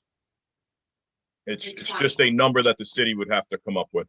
We're not attaching position bodies to it. Okay. All right, 170. 27,700 for the transfer station. 7,700. 27,732 to be exact. Sorry. Okay. 12,940 for the MERS. Let's see here. Bear with me a second. Yep. And then 3,000 for legal and claims reduction. Yep. Gets us to 213,640. I have 20,732. No, wait, but hold on. Yeah, 213,672, correct. I just cleared it because you made me second guess myself, Kurt. Yeah, no, sorry, my fault. 12,940. Yeah, 213,672. Correct. That gets us just sub 0.5%. Correct. Members of the board? I'm in favor of it. Sounds good to me. Make a motion to adopt it. Well, hold on a second. Hold on. Where did my Zoom go? All right. So, Kurt, you have those lines. Can I just ask you, apologies, because we're going to need the full number for the referendum. Yep. I have. So I will go through and since we're just concerned for the bottom line number and calculating the mill rate, Let's still come back on it anyway. I'll go back through and make all of the updates tomorrow. But for tonight's conversation, the new total city expense is 29,652,920. Yep. Which it's 0.5%. Because it's rounding up. So 0.5, not to be confused with 5%. That is 0.5%. Correct, 0.5%. Yep. Which I'm going to quote Mr. King here. I think that's still too low, but I believe that is a less than fair number. But I think hopefully that is something that the taxpayers and the voters will support. Starting. All right, so that is one. And we handled the motions separately before. Unfortunately, I'm not in a position to make that motion, but can I get a motion to move the city budget in the amount of $29,652,920, $29,652,920, which is a 0.5% increase to the referendum this Friday. Motion. A motion by Rivers. Second. Was that Levinsky that was a second? Yes. Sorry. Was it Tony? Yeah. Tony. Okay, sorry. Struggling with my mic, guys. Apologies. All in favor? Aye. Aye. Aye. Any opposed or abstentions? Motion carries unanimously. Okay, so And that's again, one. just to make sure I have the number correct, 29,652,920. 920, yes, sir. Perfect. Thank you. Okay, all right. I think we're halfway there, folks. Okay. Felt like that was the easier one, but that was a little hard. All right. Nothing is easy when we're aldermen. Next one's not So- ours to play with, so. Next, let me just see. Let's see. Dr. Joe is still here. Rich is still here. Again, just a reminder, there's no public commentary during the board. Public session was before this. All right. Members of the board, you've seen the suggested Board of Ed cuts. Yep. Dr. Joe and Rich, I'm going to invite you guys into this conversation as well, just to kind of walk through this line by line. So I guess as suggested for these cuts, if we were to accept this full list as stated, this results in a 4.21% increase year over year for the Board of Ed. The year over year increase is $1,581,202, which would give a final budget of $39,157,414. And again, I know you guys are recommending these high level. You know, we're going to go line by line, but I think just to kind of talk about these potentially, I'm inclined to, essentially accept, what you guys have recommended. Again, you guys are the most intimate with this budget. We trust you with the most valuable assets in the city, which is our children. And, I would say we trust your judgment. At least I trust your judgment in terms of what you are asking for here. So, Alderman Mamone, do you want maybe a Reader's Digest version of the reason or rationale, so I can help people understand it for those who couldn't have made the Board Ed Finance meeting? Would that be helpful? that would be amazingly helpful. All right, Joe, I'm thank going to you. give you hopefully the Reader's Digest version. So the first one is an $81,000 reduction in AP math and science textbooks. Well, before I begin, I just want to I met with every department and I asked them, what could you possibly live without? Things that are great to have, but if we had to cut and if we could maybe defer it for a year or do something different, what could we do? In this case, we do have AP textbooks, but I'm investigating buying the online version, which would be a savings in comparison to purchasing brand new textbooks in an effort. So they still will get the material, it's just in a different format. Okay. The next one is a $13,800 loss to middle school language arts consumables. We purchased some. I told them, hold on to as much as you can. And the hope is we'll order, if we can order some this year and hold on to them, we will have to order less for next year. And so that's what we're trying to do. Even when it comes to, and I don't want to get ahead of ourselves, the basic, the student supplies. If we order things now and we make sure that we're prudent and judicious with the things now, I took about a $7,000 haircut from everybody's supply line. It's not like we have close to a $40 million budget. I can assure you, we spend more than $25,000 on music, art, paper, and crayons. But what we're trying to do is provide, everyone's taking a hit and say, what could you live without? And everyone gave up about $7,000 out of that line, all 4 buildings. So that's where that number came up with. After school programs, I have to say thank you, number one, to the aldermen and to the Board of Education. We added after school programming during the times when we had our grants.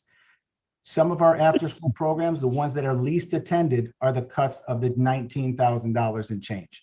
It's not that we're trying to cut all of them. We're just saying those that are the least attended. Presently, we have At any time during our rotation, over 400 young kids in our after-school programs. They're great, they're well attended, but if you're asking all departments to take a hit, we're going to take a look at those least attended. Also, with the help of the Board of Aldermen and the Board of Education, we do have security officers at all of our buildings. We had a lead security officer, his name was Chuck Stanky, he's great, he retired. And instead of replacing Chuck Stanky, I am going to probably give one of our security guards a stipend instead. If we could ever add that position back, having a lead security guard overall, that would be great, but I'm trying to make as judicious and prudent decisions as we can moving forward. Also, with the help of the Board of Aldermen and the Board of Ed, if you see these cancellation of maths online subscriptions, when we used our non-lapsing account to buy language arts and math curriculum, when we did not have curriculum, we had to supplement with online math programs because we did not have up-to-date math curriculum. With new up-to-date math curriculum, these are nice to have, but they're not obligatory. So I said, if they're not absolutely needed, we could always bring them back if something changed, but we're trying to, I've always been told by Rich, they're nice to have, that's it. And Rich likes slashing my numbers. So when it also comes to elimination of middle school sports, I am not excited about this. I love sports. We added collectively, the Board of Ed and Board of Aldermen, we added middle school sports back after a decade of not having middle school sports. This became a larger issue in the sense that buses became problems, fields became problems, being able to get coaches became problems. And the other larger problem was a larger safety problem. And I'll give you an example. If I'm at an away game and Tony's the head coach and a kid gets injured, Tony, do you go on the bus with the kids home or do you go to the hospital with the student? What we have found is that you need 2 coaches for every sport, and it comes at an even larger expense than what we have ever budgeted for. We thought we could get away with it, but it's there's also some safety issues that if and when we bring middle school sports back, and my hope is, and I'll get to that at the end, that if the state ever was to come back with some excess cost money for special ed, there are things on this list that impact the most students we would like to bring back. I know middle school sports and JV sports are those 2 items that, if I can tell you, I've talked about 5 or 6 aldermen, I would be lying to you if I didn't. I know those are 2 of the items that people would like to bring back. And if money became available, those are the 2 things we'd like to bring back. I think I talked about Reflex Math is another online program that, because of the curriculum that we have, we are able to say it's nice to have. And then we looked at building maintenance and then technology. Building and maintenance, I took anywhere from $13,000 to $15,000 from each building's maintenance line. I did that. I said, what could we do without? Can we defer certain maintenance in certain buildings for the next year? And if possible, it's not ideal, but it's something that if we had to, I'm trying to save money and trying to save money for taxpayers. We'll do it at a different time. And the last one was $52,000 in technology upgrades. Windows 10 is there are no safety patches, safety upgrades. Any of our laptops or any of our computers that cannot be upgraded to Windows 11, which is about 150 at around $350 a piece, we just will not upgrade those 150 this year, and maybe we could do it in the future. So that is my quick rundown of our cuts. They're not ideal. They're upsetting because, truthfully, between the Board of Aldermen and the Board of Education, we added some amazing programs, after school programs, sports. We added all these programs and safety back to our buildings. They're great, and it's just at a difficult time that we have to make harder decisions. And these are the decisions that we came up with. Once again, we've made a pledge, myself and Mr. Bashara. If excess cost money does come in, we will try to bring back any programs, and the way the programs will be brought back, those that impact the greatest amount of students will be brought back first. That's the way we would like to bring programs back if possible.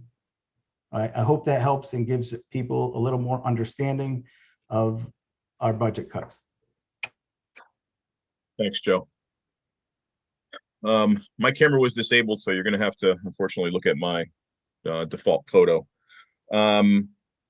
I guess, Joe, question that I have right off the jump here is, when would you know, I guess, something from the state if some of that funding were to come through? Is there a possibility, again, if it gets funded through the summer, that these two lines potentially may get saved, or Listen, others? I don't want to put my faith out there, but being a God-fearing person, June 4th is the last day of this legislative session. I'm hoping that we'll know by at least the end of June, middle of summer, and if so, we'll be able to notify people shortly after if we could bring these things back. Definitely before the school year was to start, and I have to tell you, I'm being very hopeful and optimistic that we will be able to bring those things back, because I know I love playing sports and it brought me tremendous joy, and I would love to be able to say that we brought it back. Thank you. Anyone from the board have any questions for Dr. Joe? Any comments? Well, through you, Tony. Thank you, Joe, for a very in-depth budget that you allow for cuts. I can't say I agree with them all. And as far as I'm concerned, if this is your bare bones, then we can go with it. I can go with it.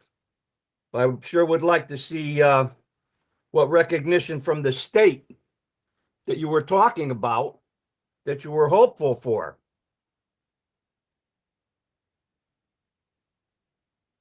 I would agree, Joe. Thank you for that. Anybody else have any comments? I have one more question, but I'll give others an opportunity. Anyone from the board?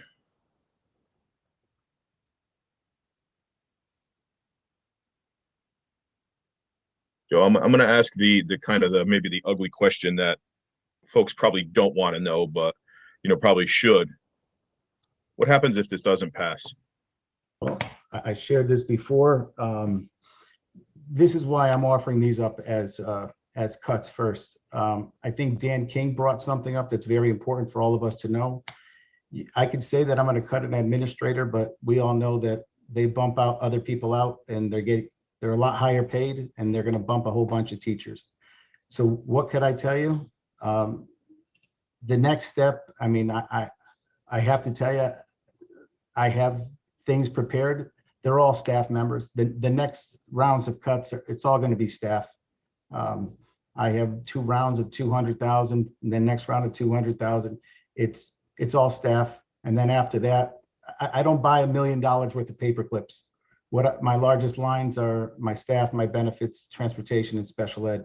I can't cut special ed. People have to get benefits, and I have to transport kids to and from school. So the only larger line that I could cut from is personnel. So I don't ever want to be that person threatening. There's people out there that said, oh, you're just putting these things out there and you're never going to do it. I don't want to do any of these things. These are the hardest decisions. Joe Cassetti's right. I don't agree with these either, but I'd rather cut as far away from kids as we can, as far away from the classroom as possible. But Tony, simply answer your question. It's staffing is the next rounds. And then that's the sad reality. But with your help, I have to tell you, when I started here in Ansonia, there were 32 kids in a classroom. And right now, that's not the case. But what I do fear is that we're going to go backwards and have, the average class size at an elementary school is 21.67, 4 classrooms in each. The minute I take a teacher out, you'll have 29 kids in elementary classrooms. So it's just something for all of us to think about. We've come a long, long way with the great collaboration between the board and the city. I just don't want to see it all lost, to be honest with you. It's just some of the most amazing things have happened in a short amount of time through just pretty much Ansonia Charger pride on every step of the way from everybody involved. I would just hate to see us go backwards.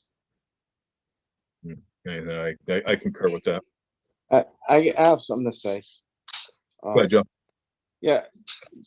Joe, is there a way we can get the kids in to let the parents know to get out there and vote. That's one of the biggest problems we have. People aren't voting. I agree. I agree with you a million Need to percent. spread the word. I don't know how we can go about it, but it'd be a great thing to do. I mean, no. My hope, Joe, I got something from Attorney Marini from the State Elections Enforcement Commission from SEEK on things I can and can't do as an elected official. And what I have realized, I can't use students as couriers of information. I can't share what you should vote for or how you should vote. What we were trying to do, and I think Mr. Bashar did an excellent job the other night, to have as many parents come on and to listen to our budget, to get them for their parents and kids. The sad reality is I can only share time when and place where and in my correspondence to families. It's very frustrating, Joe Giannetti, you hit it on the head. It's very, very frustrating to get more people to come out to vote. It's been something that through PTAs, through some of the reverends in their churches, I've been asking as many people as we can to see if we can get people in their congregation to come out, from people from the PTA to come out. We've really been trying to spread the word and not get myself jammed up. Well, these are their kids. Their kids' futures and education are on the line here. If they should get out there and vote. It's for the best. You know, I don't know what else to say. I mean, it's discouraging to go to these meetings all the time and people are voting these things down, and then the people who take the hit are people like the Board of Ed, the administrators, the aldermen, the mayor, and everybody else, when it's up to the public to get out there and vote. And that's, you know, there's not much more we can do. It's up to them to get out there. Right, Joe. You know. And I think one comment in the public session was, you know, make it responsible and fair. And, you know, I think this is that. So, hey, Tony, it's Gary. I just wanted to chime in really quick. I wasn't sure if we needed to approve for any type of signage or anything explaining the process like we had last time at the polls for the referendum, or if that is just kind of automatically there.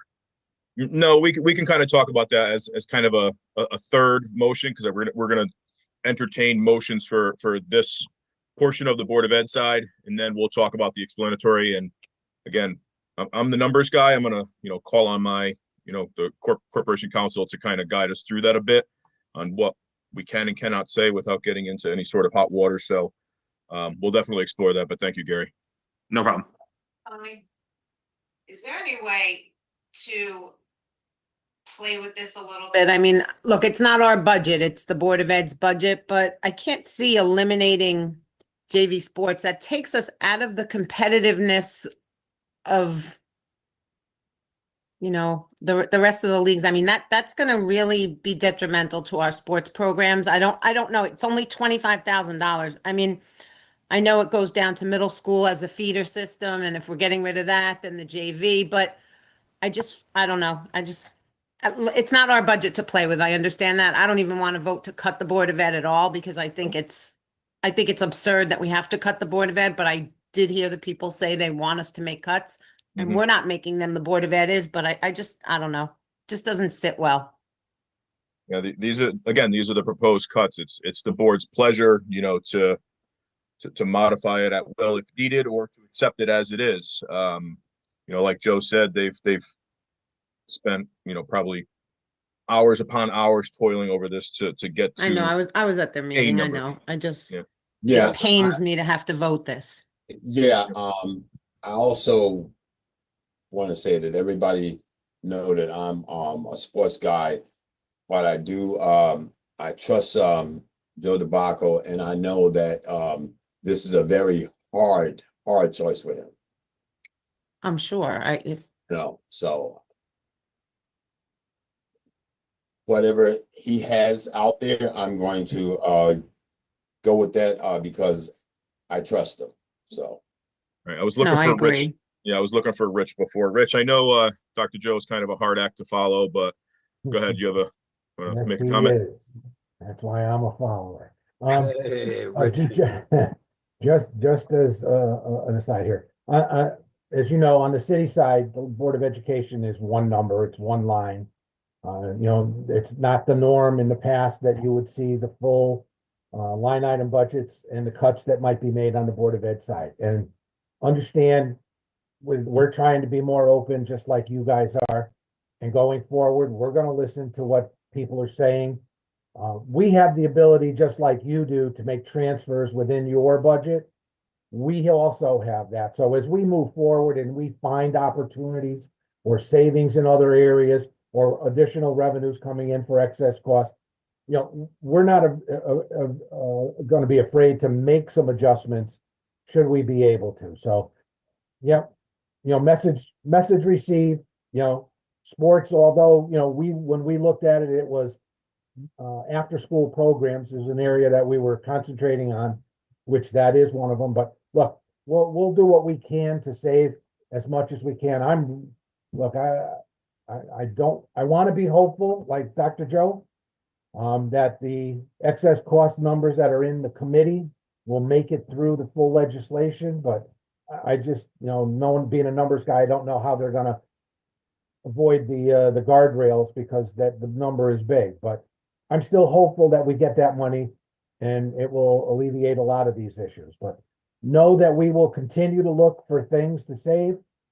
And the board, as we move forward, will look to make changes and modifications on our side, just like the city does with their department transfers. So we will look at that, and it's not going unheard of. So Thank you, Rich. I mean, I'd almost make a motion to remove the JV sports from cuts and accept the budget as it is.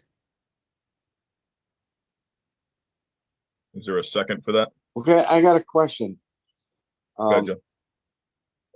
Before we vote or make a second motion, is there a good chance that the state will give enough money to fund this? The active cash credit card from Wells Fargo, which is with you as you. Is there a chance? Yes, but No, I said, is there a good chance? Well, what's your 50-50, Joe. What's your opinion? I mean, last year the current year, they told us they were going to give us 91% in excess cost. Then we ended up hearing that, you're only going to get 61%, and we ended up with 72%.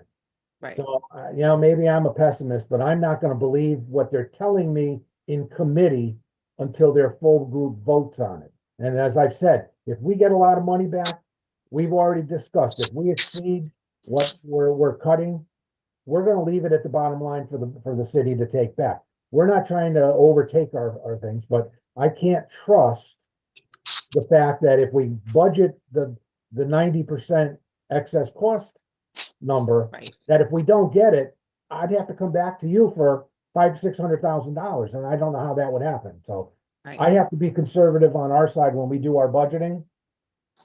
But no, if we get to, and I shouldn't even say it, never mind. But hopefully we get that answer somewhere in the middle of June, so we know that answer before we finalize everything. I hope that answers your question, Joe. yeah, it does, Rich. I'm sure you're frustrated. I'm sure Joe's frustrated, like the city's frustrated. And it's not an easy thing. It's sad that we can't find these things out before our budget so we could do what we have to do. It's I don't know. The system's wrong. It's messed up. Well, that's why we're always late with our budget, because the state drags their feet. They can do that because they're in charge. All right, well, we have a motion on the floor.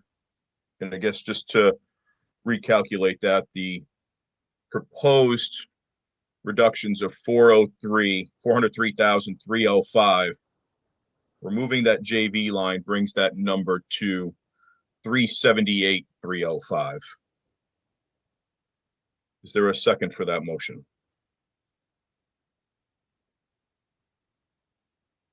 Is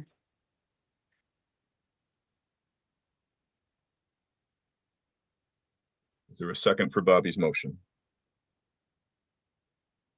No, but there's a comment. I mean, I agree with the sentiment wholeheartedly, Bobby, but I just think I it's, know. I don't, I think we have to accept their recommendation as is. I know. I tried. Because keep in mind, if we make that motion, it doesn't hold water. By law, we cannot tell them how to spend the money at all. Very Either true. we approve an amount or that's it. If we say JV's push that doesn't hold up, they can still do whatever. It doesn't guarantee anything is going to be done. No, of course, I think that's, It just, like I said, I think it just takes us out of that competitive edge that we've always prided Ansonia schools on, not, not taking away from it the educational piece, but that's something that's always been the pride and joy of Ansonia. And I don't know, I think it hurts all around. Everything hurts all around. So I was just trying to lessen the blow, but I'll go with the group. okay. So that motion does not get I'll seconded. take my motion off the table. Okay, motion withdrawn.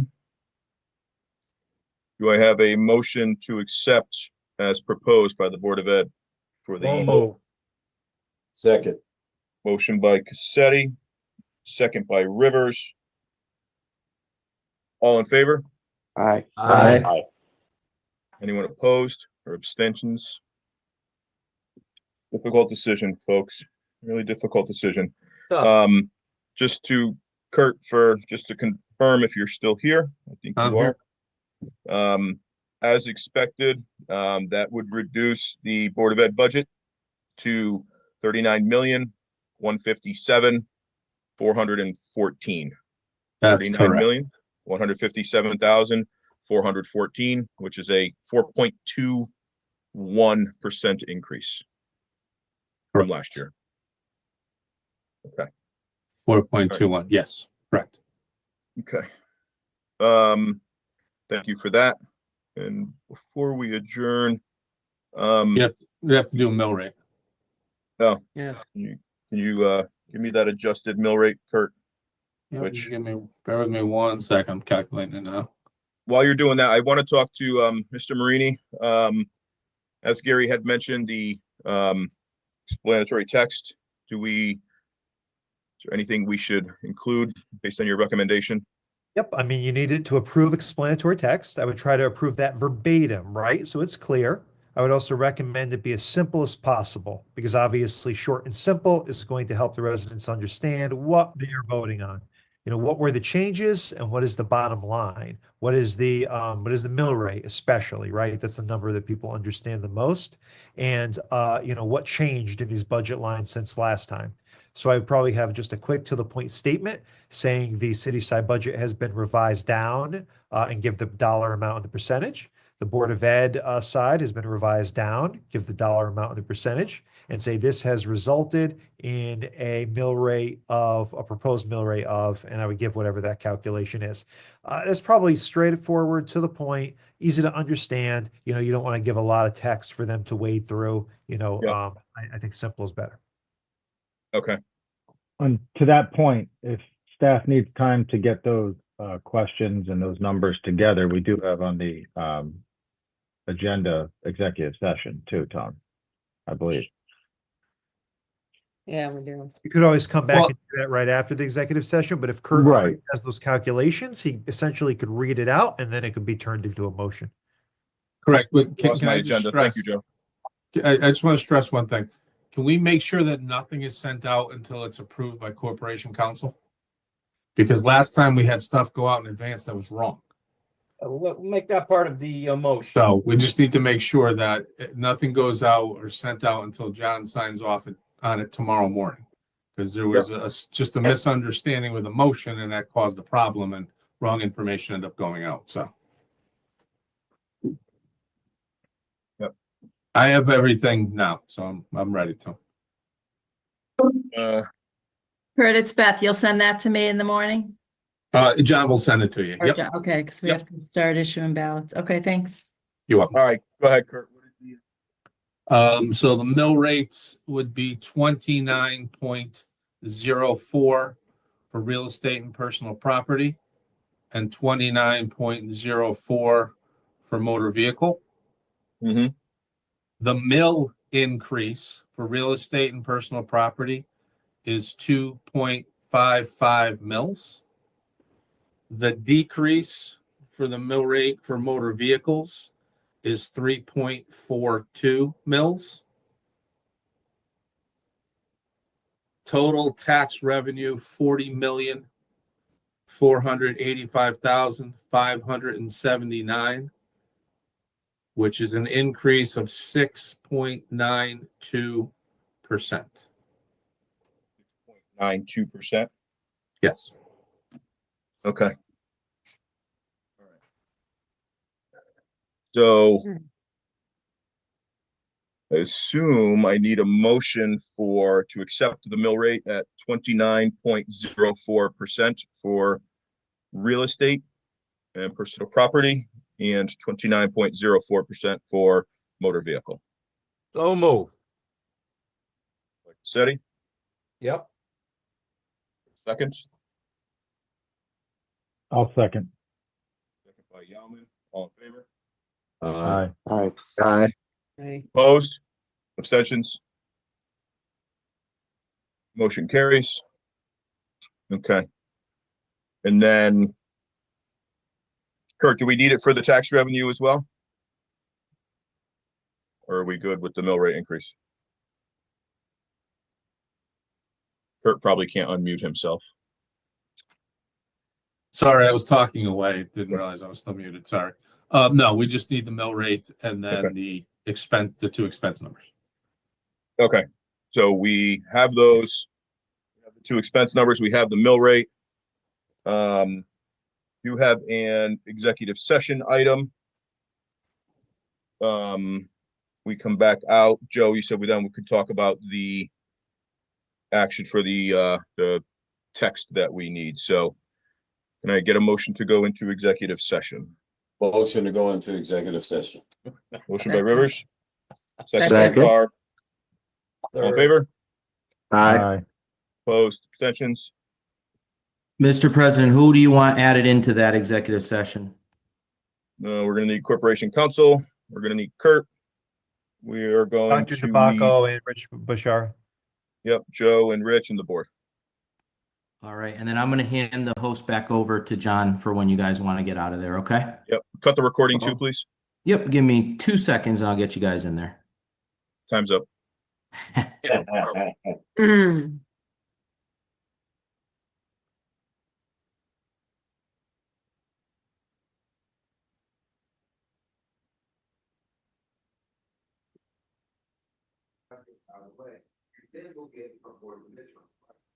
The recording has stopped.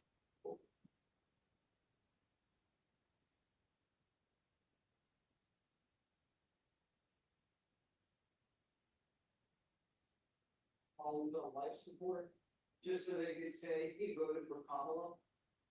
Dianne Feinstein was basically on her deathbed, and Democrats were telling her how to vote.